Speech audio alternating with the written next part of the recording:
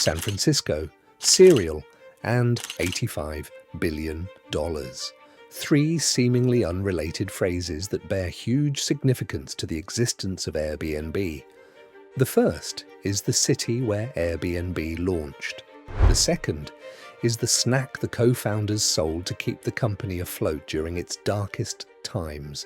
And the third is exactly what Airbnb is worth at the time of making this video. But wait a minute. How is that even possible?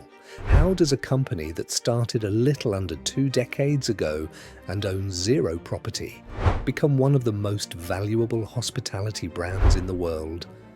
This is the story of how two broke designers who couldn't afford rent built a business model that operates on a currency that's far more valuable than money. In 2007, Brian Chesky and Joe Gebbia lived together in San Francisco, a city with swashbuckling hills flowing through ordinary streets like the extensions of a wedding dress. They saw nature through the eyes of a bird, enjoying panoramic views that most people in other cities only got to see on their social media. But as unbelievable as it sounds, their lives weren't perfect. You see, these two alumni of the Rhode Island School of Design had a money problem, and that meant they couldn't afford to pay rent. For most people, this would have been the cue to wrap it up and relocate to a more affordable city. Yet, Brian and Joe didn't move an inch. They believed they could think their way out of the problem, and they did, but not in the way that you would expect. Sometimes, a little distraction is all that's needed to figure out a problem, and that couldn't have been more true in the case of Brian and Joe. Amidst their predicament, they allowed their minds to wander, and in that process, they discovered an industrial design conference was coming to San Francisco. It really didn't seem like a significant discovery at first. Well, that was until they found out the local hotels didn't have enough space to accommodate the attendees. And suddenly, Brian and Joe weren't just broke. They were sitting on a shortage that could become their lifeline. They realized they could rent out their living room to some conference visitors, earn some extra bucks, and pay off their rent. Although they had zero experience in hospitality, Brian and Joe were convinced they could make this work.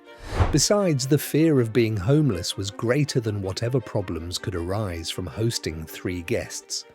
So, they arranged 3 beds nicely in the living room and put up a website called airbedandbreakfast.com. Their first clients were a mixed bunch from different parts of the world, a woman from Boston, a father of 4 from Utah, and a guy who flew in all the way from India for the conference. It was the most random guest list you can imagine, and considering the cultural differences, one would have expected their interactions to be a little bit awkward, but that wasn't the case. Everything worked out fine, even better than Brian and Joe had planned. In fact, in addition to the sleep-in service they offered, they gave their guests a tour of the neighborhood.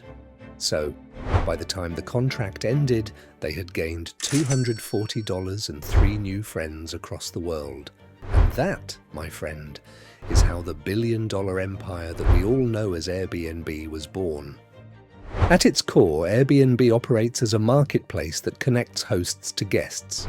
Hosts, in this case, are people who rent out their personal spaces for short-term stays, and guests are verified users who pay to stay in those spaces. But that wasn't always the plan. In the beginning, Brian and Joe designed the business to exclusively serve people who are attending specific events. For instance, their first major breakthrough came during the peak election season in 2008.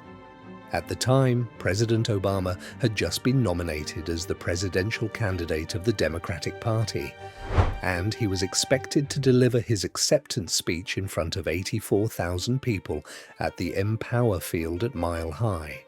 However, the hotels in the city had only 28,000 rooms. Seeing this gap, Brian and Joe knew there was a real chance to make life-changing money.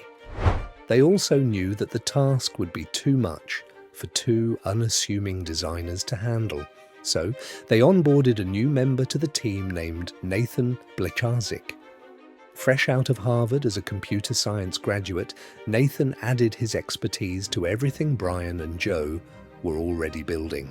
And together, they set out to solve the massive accommodation dilemma facing the 2008 Democratic National Convention. But here's where things got interesting. This time, they didn't just build a website to connect hosts with guests. They built cereal. Yes, cereal. They made custom cereal boxes for the two major candidates in the election and ultimately got featured by big media companies, including CNN. Unfortunately, only 80 guests booked the service, far less than they had hoped for.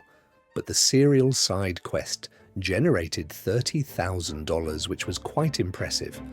However, once the election fever was over, these three musketeers knew that their business model needed to be tweaked, because big events don't happen every day, and rent doesn't wait for election season. So they had to ask themselves one brutal question: what happens to Airbnb when there's no conference, no election, and no crowd? The answer was obvious, except they found a way to scale. Their rent problems could return pretty quickly. To avoid this, they relaxed the rules, allowing guests to book accommodations even when there were no events. And that one decision changed everything. Suddenly, anyone could now book Airbnb listings the same way they would book traditional hotel rooms. But there was one not-so-small issue they needed to address: trust.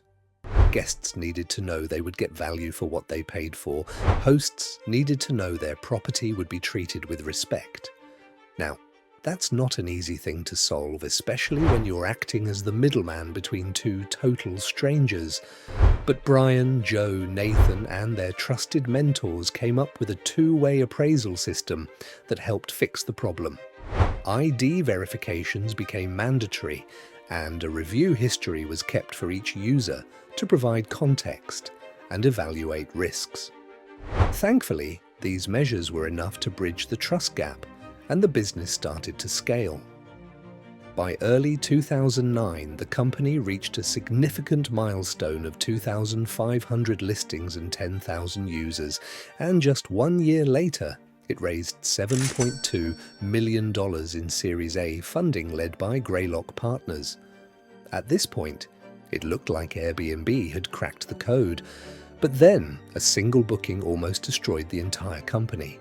Apparently, a host in San Francisco known as EJ was going on a 1-week business trip. So, instead of leaving her apartment idle, she listed it on Airbnb. In no time, someone booked the space, and for a moment, EJ thought she had found the perfect passive investment. But by the time she returned, her apartment was unrecognizable. The so-called guest had gone on a rampage in her absence. He vandalized several doors and stole valuables like credit cards, gadgets, cash, passports, and jewelry that EJ inherited from her grandmother. Now, of course, when issues like this are brought before the social media jury, the victim is often showered with sympathy. The folks at Airbnb felt the same way, but they stopped short of offering real help. Their response was, in quote, tepid and slow, leading to widespread criticism that eventually culminated in the hashtag #RIPAirbnb campaign. From almost cracking the $1 billion valuation, Airbnb was now on the brink of being cancelled by the very people it was built to serve. But it wasn't just about EJ. If one host could be treated like that, then it meant every host was vulnerable. And if hosts didn't feel safe, Airbnb was finished. But just when it looked like they had lost the plot, the company did a complete U-turn. They admitted that they screwed up and officially apologized to EJ. They also announced that they had worked closely with the San Francisco Police Department to apprehend a suspect. In addition, Airbnb introduced the Air Cover program, which offered a $50,000 guarantee against damages. That figure has now been bumped up to $3 million, showcasing the company's commitment to building trust, specifically with the hosts who carry the primary risk. And honestly, that would go down as one of the best decisions in the company's history. Since the EJ event, many other similar incidents have occurred across several listings, but none have generated as much negative publicity, simply because the victims knew that they would be duly compensated. And that, ladies and gentlemen, has become the cornerstone of Airbnb's business model. A model that is built on trust, driven by innovation, and explicitly designed to connect strangers. This combination has allowed the company to scale faster than traditional hotels. Today, Airbnb is worth $85 billion, an incredible achievement for a business that started in the living room of two broke graduates. For context, in 2019, the total amount of money spent by Airbnb customers in the US exceeded the spending at Hilton hotels. And at the time of making this video, Airbnb's market valuation is bigger than Hilton and Marriott combined. In terms of revenue, the company has also been making strong waves. Recent data by the company showed that Airbnb hosts and guests generated more than $93 billion in economic activity across the US in 2025. And guess what? Around $12.2 billion, or 13% of that figure, was recorded as revenue. So, how exactly does Airbnb generate this revenue? Well, the company's model is primarily driven by service fees collected from both parties. Hosts typically pay a fee of around 3% of the booking subtotal. Guests, however, contribute a larger share, paying a service fee that usually ranges from 14% to 16% of the subtotal. Beyond these core fees, Airbnb has diversified its streams through Airbnb Experiences, which charge fees for online or in-person activities, and Airbnb for Work, catering to business travel. The best part of it all is that Airbnb has a near zero marginal cost when adding new listings because they don't own any inventory. And in a sector like hospitality, that can make all the difference, especially against traditional hotels like Hilton, which require substantial operational costs to stay in business. With that said, the company is not entirely invincible. It still has to deal with significant challenges like regulatory restrictions, emerging restrictions, and market volatility, all of which threaten to cut its dominance and profit margins. Because the truth is, Airbnb isn't just competing with hotels anymore. It's competing with governments, with landlords, angry locals, and cities that want it gone. But somehow, the company has remained steadfast in pursuing growth in full knowledge that success in business is all about persistence. Crucially, that same mentality is exactly why billionaires are obsessed with another business that looks boring on the outside but is incredibly profitable. And in this next video, we reveal the secrets of this business and explain why some of the richest people on Earth are in love with it.